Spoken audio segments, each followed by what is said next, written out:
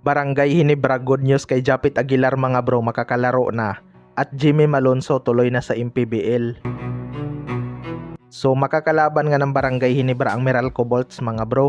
Dihado nga ang Barangay Hinebra pagdating sa lineup dahil di hamak na mas malakas on paper ang Meralco Bolts. Pero marami namang naniniwala na kayang-kaya ng Barangay Hinebra ang Meralco Bolts.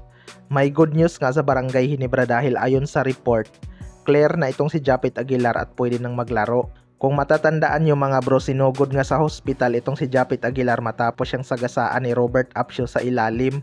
Nag-negative naman sa fracture itong si Japit Aguilar, pero limited pa lang siguro ang ibibigay ni Coach Timcon kay Japit Aguilar para hindi agad mabigla ang kanyang katawan. Alam naman natin kung gaano ka-importante si Japit Aguilar lalo na sa playoffs. Baka hindi rin ito gagamitin ni Coach Timcon ngayon kung hindi naman kinakailangan para mas makapagpahinga pa si Japit Aguilar. Pwede namang subukan ni Coach Timcon si Kinmark Carino kung kailangan niya ng defender. Magkasing tangkad lang naman silang dalawa ni Japit Aguilar. Ang disadvantage lang ni Kinmark Carino, hindi niya pangagamay ang sistema ni Coach Timcon. Kaya expected na maliligaw pa ang kanyang galaw kapag ginamit na siya.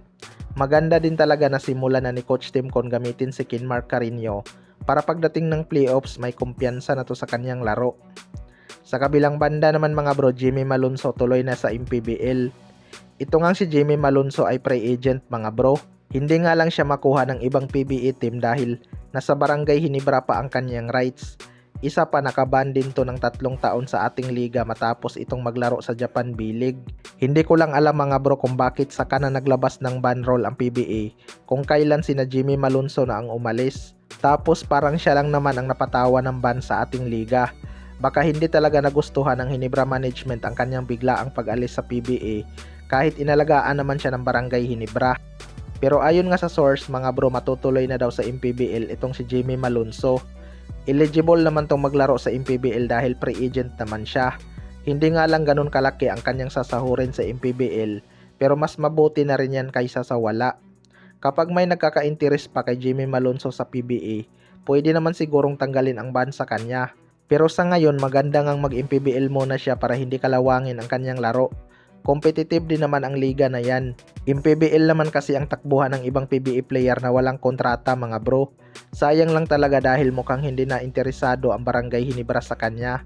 Nananalo naman kasi sila kahit walang Jimmy Malonzo. Kaya lang iba pa rin talaga yung excitement kapag nandyan si Jimmy Malonzo dahil sa kanyang mga highlights dunk. Walang ang player ang Barangay Hinebra ngayon na kasing athletic ni Jimmy Malonzo. Kayo mga bro, ano masasabi nyo tungkol dito?